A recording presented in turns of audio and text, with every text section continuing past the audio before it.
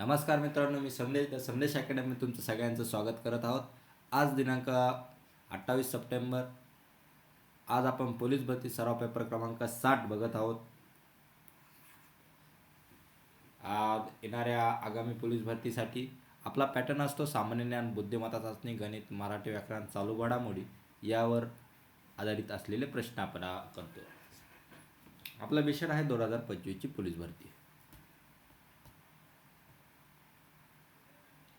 पहिला प्रश्न क्रमांक पहिला. महाराष्ट्रातील समाजसुधारक ज्यांनी शिक्षण व सामाजिक समता यासाठी कार्य केले त्यांना ओळखले जाते. पर्याय आहे डॉक्टर बाबासाहेब आंबेडकर, महात्मा फुले, राजाशाहू महाराज, सावित्रीबाई फुले. कोण? ऑप्शन क्रमांक बी, महात्मा फुले.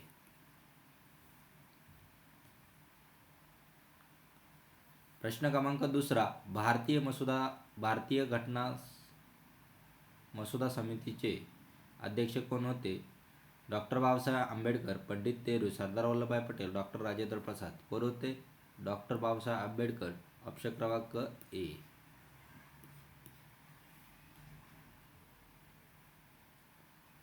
टिंबटिंब यांनी आपली श्यामची आई या आत्मचरित्रात्मक ग्रंथाचे पळी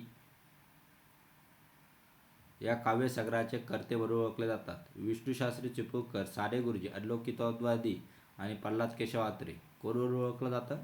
साने गुरुजी. ऑप्शन क्रमांक बी. आणि श्यामची आई या पुस्तकाबद्दल आपले सध्याचे राष्ट्रपती यांनी एक टिप्पणी केली. काय केली? टिप्पणी. ती टिप्पणी काय केली ते तुम्ही मला कमेंट बॉक्समध्ये सांगू शकता. पुढचा प्रश्न. महाराष्ट्रातील पंचायत राज पद्धती टिंबटिंब स्तराची आहे? 2, 4, 3, 1. किती स्तराची आहे? 3 स्तराची आहे. ऑप्शन क्रमांक सी.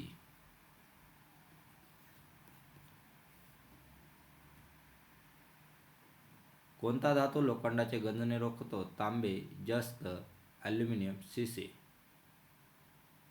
कोणता? जस्त. त्यालाच काय म्हणतात? झिंक म्हणतात. ऑप्शन क्रमांक बी.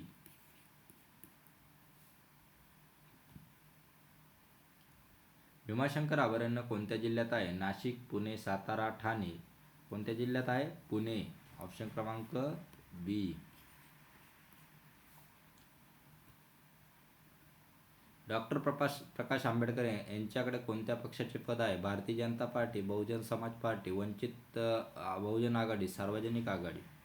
कोणती? सार्वजनिक आघाडी. ऑप्शन क्रमांक डी.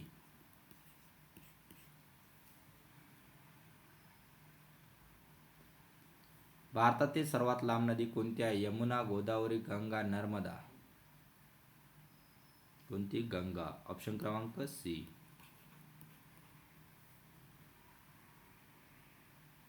भारतातील सर्वात लांब किनाऱ्याचे राज्य कोणते? महाराष्ट्र, केरळ, गुजरात, ओडिशा. कोणतं? गुजरात. ऑप्शन क्रमांक सी. असाही प्रश्न विचारला जाऊ शकतो, सर्वात जास्त लांब किनारा लाभलेलं राज्य कोणते? तर गुजरात येऊ शकतं. भारतातील सर्वात लांब धरण कोणते आहे? इंदिरा सागर, सैतावली, हिराकुंड, गांधी सागर. कोणतं? हिरकुंड. ऑप्शन क्रमांक सी. आणि हिराकुंड हे कोणत्या नदीवर आहे? महानदीवर आहे.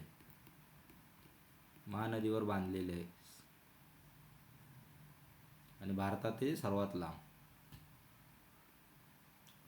भारतातील सर्वात जास्त लांब समुद्र किनारा कोणता आहे? Juhu beach, Kollam beach, Marina beach, Puri beach. कोणता आहे? मरीना बीच, चेन्नई. ऑप्शन क्रमांक C.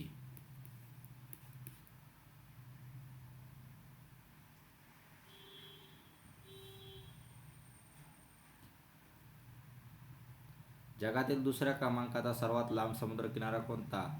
कोपाकनबाना beach, Brazil, Marina beach, Chennai, Bharat, Bondi beach, Australia, Miami beach, America. कोणता आहे? मरीना बीच. ऑप्शन क्रमांक बी हा जगातील दुसऱ्या क्रमांकाचा आहे. तर आता मित्रांनो, जगातील पहिल्या क्रमांकाचा सर्वात लांब समुद्र किनारा म्हणजे कोणता? कोक्स बाजार बीच. कोणता? कोक्स बाजार बीच. हा कोणत्या याच्यात आहे? हा बांगलादेशचा आहे. बांगलादेश. सुमारे किती किलोमीटर आहे? 120 किलोमीटरचा आहे. आणि त्याच्यानंतर किती तो आपला मरीना बीच किती किलोमीटरचा आहे? 13 किलोमीटरचा आहे. तरी तो 2 नंबरला आहे आणि हा 120 किलोमीटर आहे. लक्षात राहील? ओके. पुढचा, भारतातील सर्वात लांब राष्ट्रीय महामार्ग नॅशनल हायवे कोणता? NH27 पश्चिम बंगाल ते गुजरात, NH44 श्रीनगर ते कन्याकुमारी, NH19 उत्तर प्रदेश ते पश्चिम बंगाल, NH48 दिल्ली ते चेन्नई. कोणता आहे? NH44 श्रीनगर ते कन्याकुमारी. ऑप्शन क्रमांक बी हा तुमचा करेक्ट आन्सर आहे. तर तो किती किलोमीटरचा आहे? 37,745 किलोमीटर लांबीचा आहे.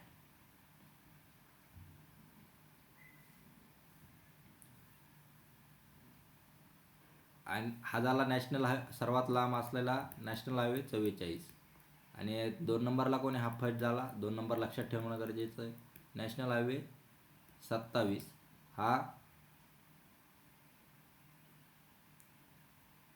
हा 2 नंबरचा झाला. तो किती किलोमीटर आहे?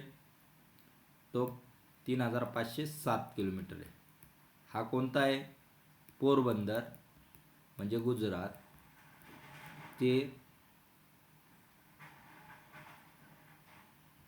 अरुणाचल प्रदेश.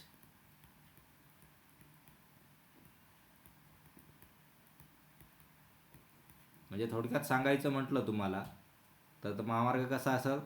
हा पहिला, हा इथून चालू जो होतो श्रीनगर ते कन्याकुमारी.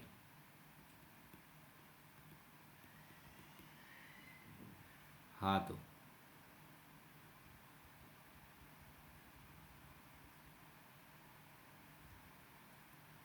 हा गेला श्रीनगरवाला. हा झाला नॅशनल हायवे 44. आणि हा जो पोरबंदर म्हणजे गुजरात ते सिल्लिकी डोरपासून तर अरुणाचल प्रदेशपर्यंत हा झाला नॅशनल हायवे 27.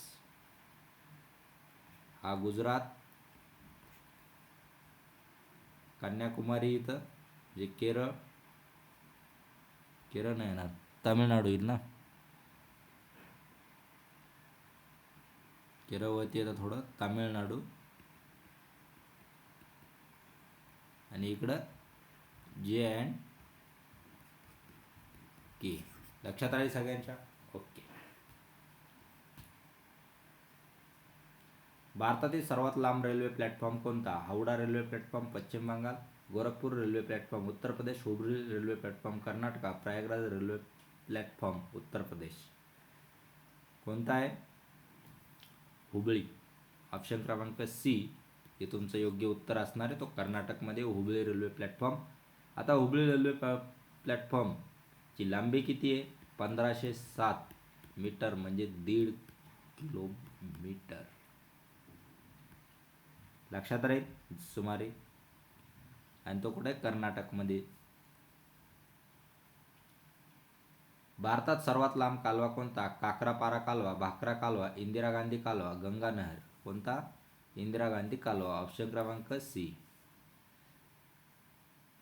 आता इंदिरा गांधी कालवा हा किती किलोमीटरचा आहे? 650 किलोमीटर. आता त्याची सुरुवात कुठून होती? आता म्हणशा सर तुम्ही एवढा मोठा कालवा सांगितला तर इंदिरा गांधी कालवा सुरुवात कुठून होतो? हरियाणा टू राजस्थान.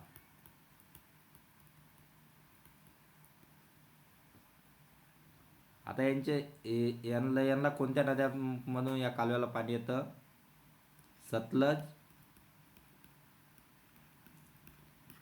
आणि ब्यास या 2 नद्यांमधून इंदिरा गांधी कालव्याला पाणी येतं आणि हरियाणा, पंजाब आणि राजस्थानामध्ये वाळवंट भागापर्यंत जातो. आता याचा उपयोग काय म्हणजे हेतू? आता हेतू काय होता? की कालवा बनवायचाच. एवढा 650 किलोमीटरचा कालवा बनवला, पण का बनवला? असा टाइमपास म्हणून तर नाही बनवला ना. तर मग काय, सिंचनाची सोय.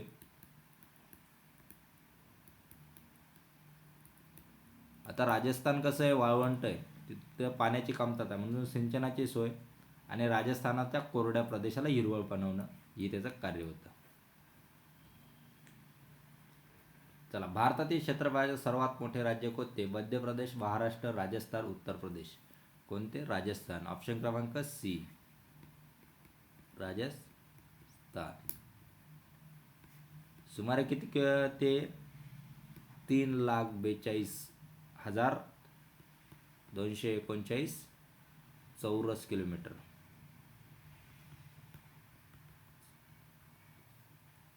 हे झालं पहिलं राज्य. आता दुसरं कोणतं असेल? दुसरं आपलं आहे मध्य प्रदेश. आता हा मध्य प्रदेश हा 2 नंबरचा आहे, तर तो किती किलोमीटरचा आहे? चौरस किलोमीटरचा. 3,08,350 चौरस किलोमीटर. तिसरं कोणतं राज्य आहे? तिसरं आपलं महाराष्ट्र. हे लक्षात ठेवा, चार राज्य लक्षात ठेवायचे, 4 ते 5. महाराष्ट्र किती आहे? 3,07,713 चौरस किलोमीटर. चौथं कोणतं आहे? उत्तर प्रदेश. ते किती आहे? 2,41,570 चौरस किलोमीटर. आणि 5वं लक्षात ठेवू, या 4ही प्रश्नांचं झालं आपलं. ते झालं गुजरात. जम्मू काश्मीर होतं, गुजरात आहे आता. गुजरात किती आहे? 1,96,024 चौरस किलोमीटर. लक्षात राहील सगळ्यांच्या? ओके. चला, पुढचा प्रश्न.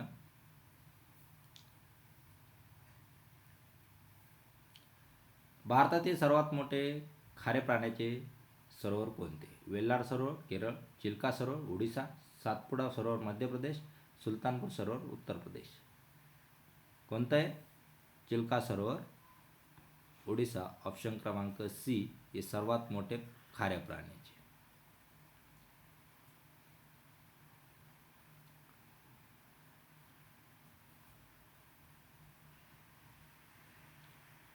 भारतातील सर्वात मोठे गोड पाण्याचे सरोवर. चिल्का सरोवर ओडिशा हे तर नाही राहणार. आत्ताच खाऱ्या पाण्याचं बघितलं. उलर सरोवर जम्मू काश्मीर, सतपुडा सरोवर मध्य प्रदेश, सुलतानपूर सरोवर उत्तर प्रदेश. कोणतं? उलर सरोवर जम्मू काश्मीर. ऑप्शन क्रमांक बी हे तुमचं योग्य उत्तर असणार. भारतातील क्षेत्रफळात दुसरा सर्वात मोठे केंद्रशासित प्रदेश कोणता? दिल्ली, लडाख, अंदमान आणि निकोबार बेटे आणि पांडिचेरी. कोणतं आहे? लडाख. ऑप्शन क्रमांक बी, लडाख.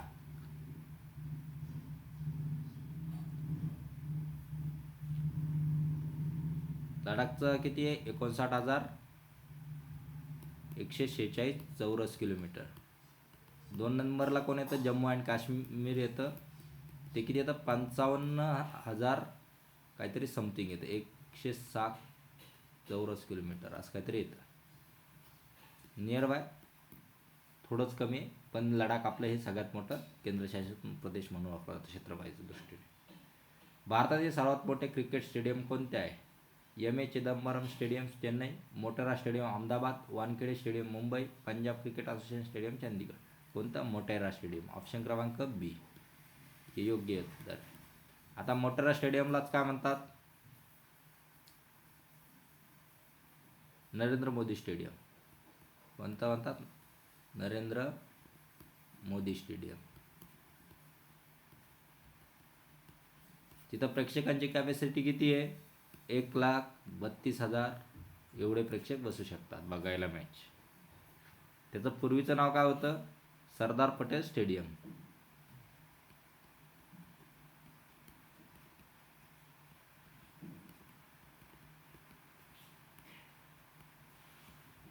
पूर्वीचे नाव.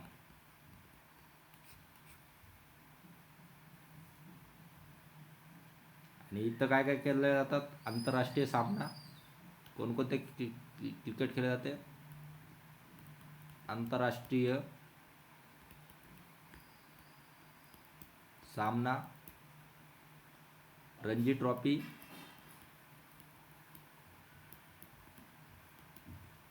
आणि क्रिकेट इव्हेंट्स. भारतातील सर्वोच्च नागरी सन्मान कोणता? पद्मश्री, पद्मभूषण, भारतरत्न, पद्मविभूषण. कोणता? पद्मभूषण का पद्म भारतरत्न? ऑप्शन क्रमांक सी, भारतरत्न.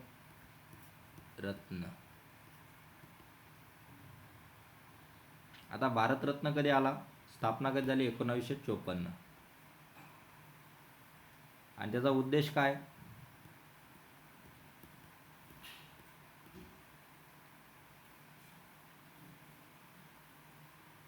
भारतासाठी म्हणजे आपल्या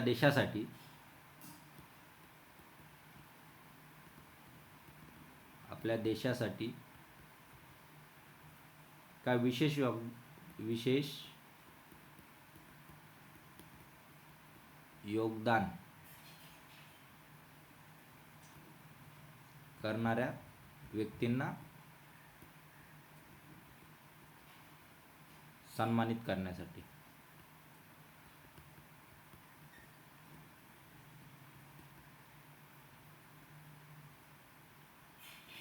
आता त्याच्यामध्ये कोणकोणते उमेदवार ते केले जातात? उमेदवारांची निवड.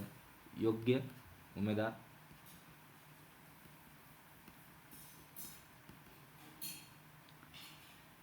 कला, साहित्य, विज्ञान, सार्वजनिक सेवा,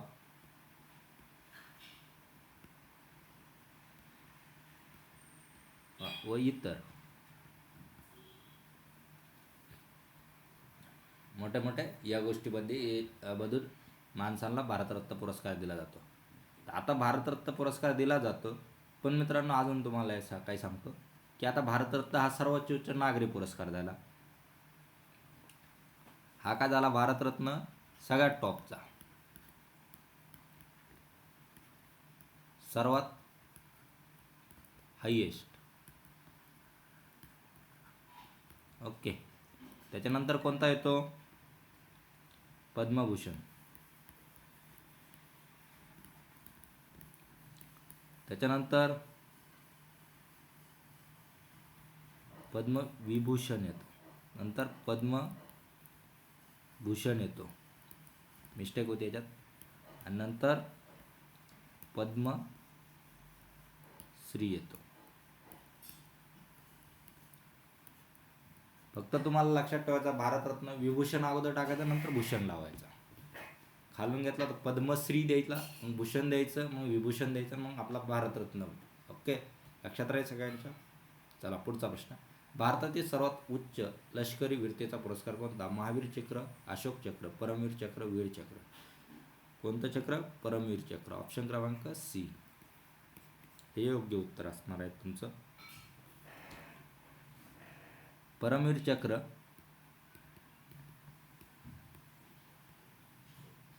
आता याची स्थापना कधी झाली होती? 1950 मध्ये. याचा उद्देश काय आहे? युद्धात अत्यंत शौर्य दाखवलेल्या सैनिकांना सन्मानित केलं जातं. शौर्य पुरस्कार आहे हा. कोणता? शौर्य पुरस्कार. ते एकाला दिलं जातं भारतातील भारतीय सैन्य, नौदल आणि वायुदलातील कोणत्याही सैनिकाला दिले जातं.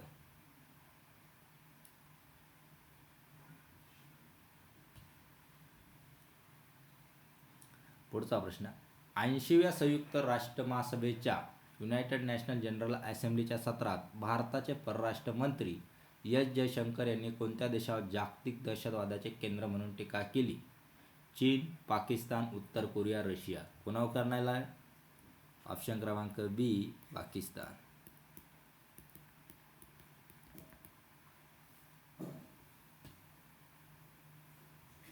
स्वच्छ शहर जोडी या उपक्रमात सुरुवात कोणत्या उद्देशाने झाली? 200 शहरांमध्ये सौर ऊर्जेच्या प्रकल्पाची अंमलबजावणी करते. 200 शहरांमध्ये कचरा व्यवस्थापन सुधारण्यासाठी मार्गदर्शन.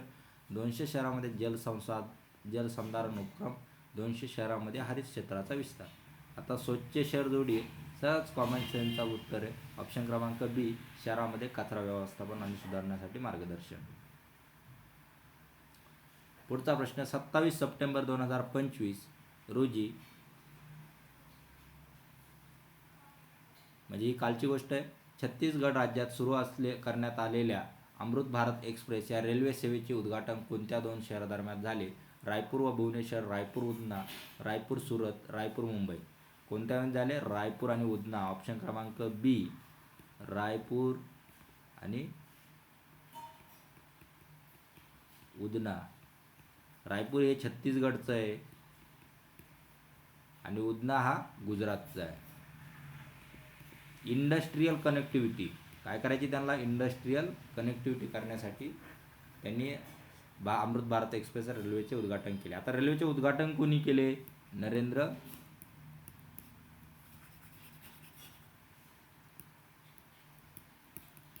नरेंद्र मोदी, म्हणजे भारताचे पंतप्रधान यांनी केले.